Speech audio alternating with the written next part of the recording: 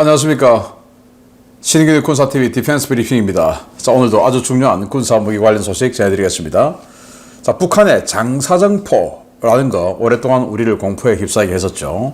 170mm 곡산포라고 불리기도 했고 170mm 주체포라고도 불리고 했던 바로 그 장사정포 54km 날아가고 그래서 서울 남부 지역까지 때릴 수 있다, 서울 불바다 하는 바로 그 장본인이었는데 그걸 이제 북한이 러시아에 많이 지금 지원해줘서 우크라이나 전쟁에서 북한의 그 장사정포, 주체포가 지금 러시아 화력으로 쓰고 있어요. 그런데 우크라이나가 그 북한 장사정포, 주체포를 한 달 안시에 그냥 한 개 포대를 박살내버렸습니다. 어떤 식으로? 어떤 무기로 박살냈는지. 자, 그러면 야, 우리도 이렇게 하면 되겠는데 왜 북한이 있으니까. 자, 어떤 내용인지 보도록 하겠습니다. 5가지 단신 먼저 보겠습니다. 대만의 차세대 경호위함 대잠 버전의 방공무기가 없다라는 황당한 소식에서부터 미국은 호주에 7억 달러 규모의 하이마스 48문 수출 허가를 내주었다라는 소식까지 보겠습니다. 첫 번째입니다. 대만이 건조 중인 차세대 경호위함의 최신 축소 모형을 공개했습니다. 대공 전용과 대잠 전용 두 가지 버전이 건조되고 있는데 놀랍게도 대잠 전용은 함대공 미사일을 탑재하지 않은 것으로 드러나 논란이 되고 있습니다. 러시아가 최근 우크라이나 공습에 사용하기 시작한 최신형 공대지 순항미사일 반데롤이 중국 알리익스프레스에서 구매한 중국산 부품들로 제작됐다는 분석이 나왔습니다. 엔진부터 유도장치까지 대부분 중국산인데 중국에 대한 러시아의 군수품 의존도가 점점 심해지는 것 같습니다. 미 해군이 임무에 따라 다양하게 변형해 사용할 수 있는 모듈형 미사일 조달 사업을 시작한다고 밝혔습니다. 말 그대로 사용 목적에 따라 극초음속, 장거리, 중거리, 단거리 공격용으로 사용할 수 있고 개방형 아키텍처를 통해 야전에서도 손쉽게 모듈 교체가 가능한 범용 미사일을 도입하는 구상인데요. 미 해군은 이 사업에서 미 공군과도 협력하겠다고 선언했습니다. 트럼프 대통령이 전함 부활 가능성에 대해 언급하면서 미 해군이 현재 박물관으로 사용하고 있는 아이오와급 전함을 개조해 다시 해군 전력에 추가하는 방안을 연구하기 시작했습니다. 전함이 소형 순항미사일과 드론 공격에 매우 강한 방어력을 갖고 있고 대구경 함포의 비용대 효과도 뛰어나다는 판단 때문인데 과연 이 전함들이 정말 현역에 복귀할 수 있을지 주목됩니다. 미 국방부가 호주의 하이마스 판매 요청을 공식 승인하고 이를 의회에 통보했습니다. 48문의 하이마스를 도입하는 이 거래는 7억 500만 달러 규모인데요. 호주는 이와 별개로 프리즘 미사일 호주 현지 생산도 추진하고 있습니다. 네, 모형을 공개했습니다. 경호위함인데 요게 대공, 요게 대잠. 아니 그런데 3,500톤이에요. 3,500톤이면 우리 한국의 대구급하고 비슷한 덩치죠. 그런데 대구급에도 대잠 소나 있고 어뢰 있고 다 있어요. 그리고 함대공 미사일 있죠. 그런데 여기는 지금 함포 뒤편에 보면 수직발사관 모듈이 이렇게 보입니다. 그래서 수직발사관에 이 TC-2N이라고 하는 이 대만산 함대공 미사일 장착하는데 이게 무려 100km 날아가요. 그리고 여기 들어가는 레이더가 250km 정도를 탐지할 수 있습니다. 꽤 괜찮죠. 250km 탐지 레이더 그리고 100km 날아가는 함대공 미사일 이렇게 있는데 아니 이 함대공 미사일 덩치도 안 큽니다. 작습니다. 여기 이제 화양 그러니까 대만산 수직발사관입니다. 화양 VLS에 8셀이 들어가는데 그 코드팩으로 한 셀에 4발씩 집어넣습니다. 그러면 여기에 4셀이라도 해서 16발이라도 집어넣어야죠. 그런데 없어요. 대공무기라고는 달랑 펠링스 20mm 기관포 이것뿐입니다. 그리고는 이제 이거는 대잠이다. 이건 대공이다. 라고 하는데 이런 희한한 배가 다 있습니까? 도대체 아직도 대만은 정신을 못 차리고 있는 것인지 참 안타깝습니다. 아니 왜 여기다가 대공무기를 안 넣습니까? 네. 자, 이게 러시아의 최신 미사일 반데롤인데 여기 드론에서도 발사할 수 있고 헬기에서도 발사할 수 있게끔 아주 작은 덩치로 만들었어요.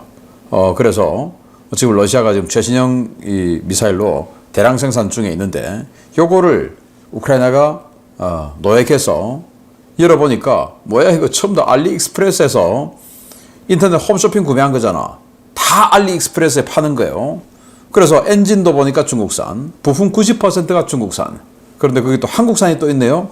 제어장치는 한국산, 배터리는 일본산. 이렇게 해서 알리익스프레스에서 파는 그런 것들을 다 부품을 사가지고 만든 게 이 반데롤이라고 하는 공대지 미사일이더라 라는 건데요. 네, 이거 러시아의 알리익스프레스가 이 배송해주는 이 시스템 이거 좀 막아야 되지 않나 라는 생각합니다. 자, 미 해군이 희한한 컨셉을 만들었어요. 자, 이게 뭐 공군하고도 협력해서 미사일을 만드는데 이 미사일의 플랫폼 하나 만들어 놓고 임무에 따라서 초음속이다, 극초음속이다, 뭐 아음속이다, 또는 단거리다, 중거리다, 장거리다 이런 걸, 자, 장거리면 엔진 뭐 연료 많이, 탄도 적게, 또 극초음속이면 엔진 뭐 예를 들어서 더 강력한 거, 뭐 이런 식으로 마구마구 바꾸는 거예요.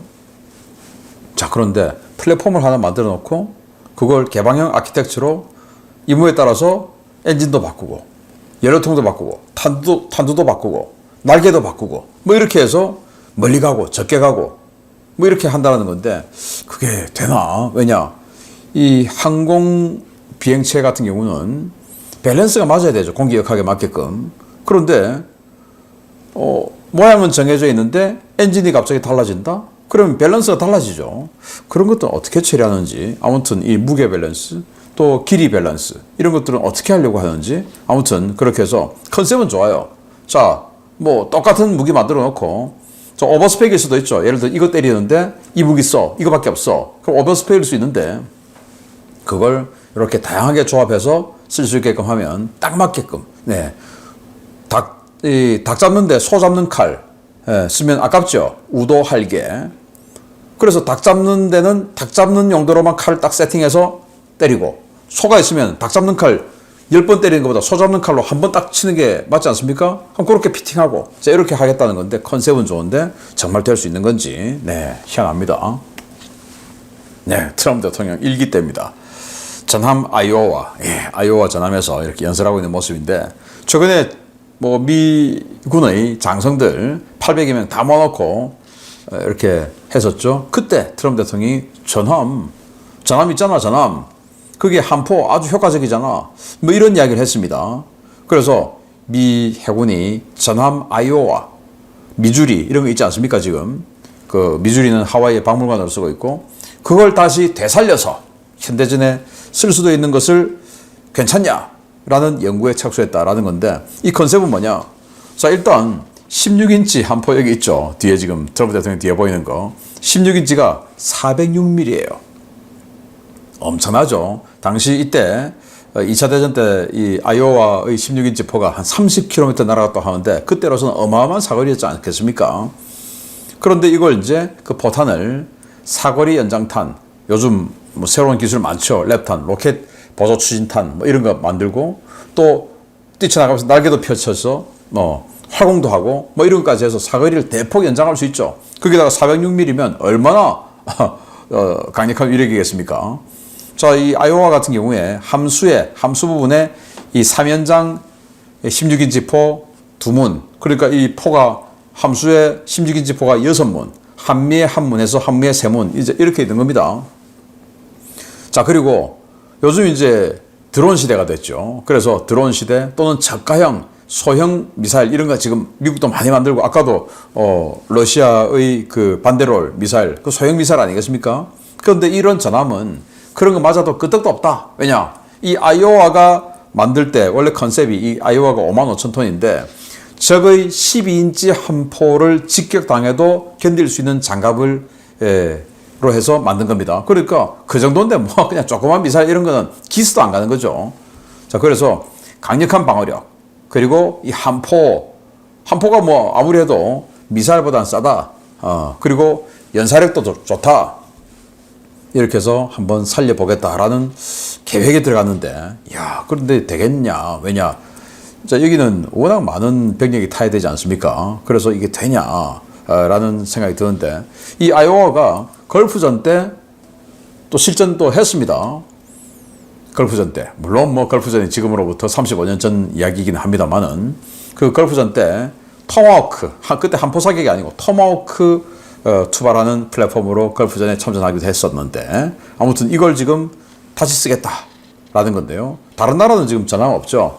일본은 야마토, 무사시 전부 다 침몰해버렸고 독일도 뭐 비스마르크 이런 거 다 바닷속에 들어가고 없고 자 미국만 지금 이렇게 박물관으로 쓰고 있는데 다시 현역에 복귀시키는 걸 연구한다라는 건데요. 네, 기대해 보겠습니다. 호주가 7억 500만 달러 이제 이건 뭐 미국에서 자 7억 500만 달러 책정해서 자 협상하자라는 이제 스타트고 그렇게 되면 48문이니까 대당 200억 원 우리 돈으로 한 200억 원 돼요. 거기서 많이 깎겠죠.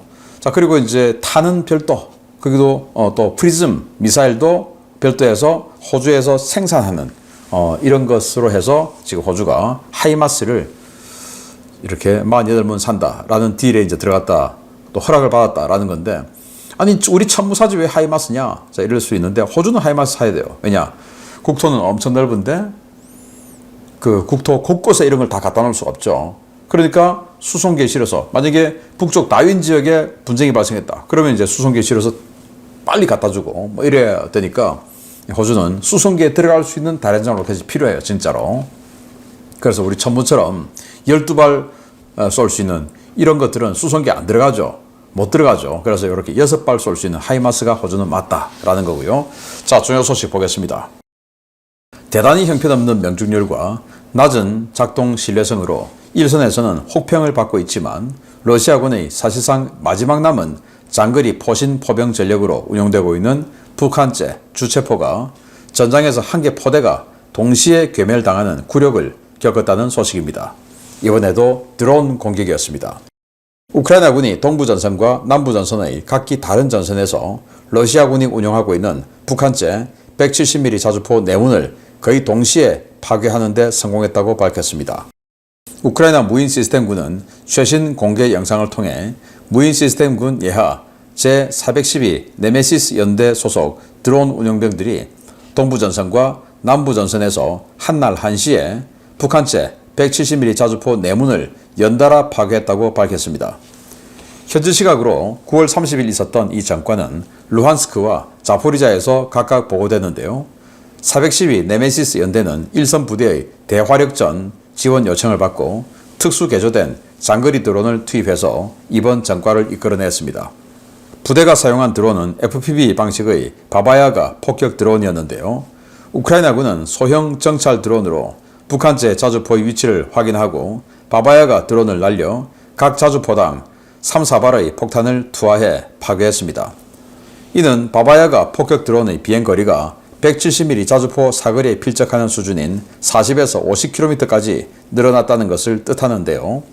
비교적 후방지역에서 안전할 것이라고 생각하고 작전 중이던 러시아군 포병들은 예기치 못한 폭격을 맞고 괴멸됐습니다.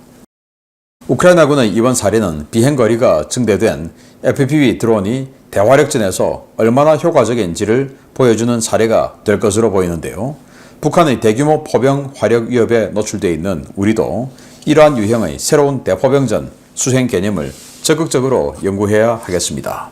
네, 드론 부대가 네메시스 412 네메시스 연대 루한스크와 자포리자에서 아니 굉장히 멀어요. 루한스크는 동북쪽 그리고 자포리자는 남쪽 그 중간에 도네츠크주가 또 있죠. 그렇게 떨어져 있는데 이 네메시스 연대는 412 연대는 이제 소대식 여기저기 부대에 이제 다 이렇게 파견해서 배속시켜서 전투를 하고 있겠죠. 그래서 이 북한의 주체포를 각각 다 발견하고 거의 뭐 한날에 이렇게 폭격 드론으로 폭격을 해서 격파시켜 버렸어요. 자, 지금 영상을 보시겠는데요. 네, 주체포가 보입니다. 자, 그리고 저기다가 폭탄을 한 발, 두 발, 여러 발 떨구죠. 왜냐, 뭐 드론에 달고 가는 폭탄이 뭐 대단히 위력적이지 않을 거 아니겠습니까? 그런데 이 주체포는 아시다시피 이 자주포는 자주포인데 장갑화 자주포가 아니에요. 오픈탑이죠, 오픈탑. 그래서 포탄이나 장약이나 이런 게 이 차체 위에 적재되어 있는 겁니다. 그래서 제대로 맞으면 유폭시켜서 폭발시킬 수 있어요. 병력도 차체 위에 그냥 탑니다. 그래서 장갑의 도움을 못 받으니까 병력도 바로 제거돼요. 자, 그렇게 해서 이 사거리, 최대 사거리 54km에 달한다고 주장하는, 또 최신형은 70km까지 날아간다고 주장하는 이 북한제 주체포를 내문 한 개 포대죠. 그걸 그냥 동시다발적으로 여기저기서 격파시켜 버리는 것을 우크라이나가 이렇게 자랑 삼아 공개했습니다. 소형폭탄 계속 떨어지고 있는 그 모습을 또 여기저기서 지금 보여줬는데, 이런 소형폭탄을 어떻게 떨고 있냐? 바로 바바야가입니다. 자, 지금 보면 소형폭탄 지금 8발 달고 있는데, 원래 바바야가 드론은 이렇게 소형폭탄을 달고 있으니까 멀리 못 간다고 생각했어요. 무거우니까. 그래서 뭐 한 10몇 킬로 날아간다 라고 생각하고 이 주세포 같은 경우에 안심하고 작전을 한 겁니다. 그러니까 방심을 한 거죠. 그런데 FPV 드론으로 딱 발견하고 이 바바야가를 부른 거죠. 불러서 폭격을 해서 바로 그냥 상공에서 폭탄 떨구어서 제거를 한 건데, 그러면 이 바바야가의 연료통을 늘렸던지 배터리를 아주 큰 걸 달았던지 뭐 어떻게 해서 사거리를 이렇게 50km까지 비행거리, 작전거리를 늘렸다라는 건데요. 이렇게 해서 정말 정밀하게 적의 포병을 그냥 핀포인트 타격하는 이 전술이 이제 드론 시대에 와서 만들어졌어요. 그럼 우리도, 아마 북한도 할 겁니다. 우리도 해야 되죠. 자, 그리고 최근에 뭐 여성 징병 이야기, 여성 군복무 이야기 많이 나오던데, 이 드론 조작, 이 여성들 잘할 수 있지 않을까요? 저는 그렇게 생각합니다. 남성들은 직접 현장에서 전투를 해도 여성들은 이거 얼마든지 할 수 있죠. 예, 펜을 보면서. 여성들도 우리 안보에 기여할 수 있는 그런 길이 많이 있지 않을까. 우리 여성들도 애국심 대단히 충만할 것으로 생각하는데, 남자들만 애국하는데 여자들은 질 수 있냐라는 그런 정말 우국충정 넘치는 여성들이 있을 수 있겠죠. 네, 여성들도 할 수 있는 분야가 이제 점점 21세기 군대에서는 많아지고 있다라는 말씀도 드리면서 마치겠습니다. 감사합니다.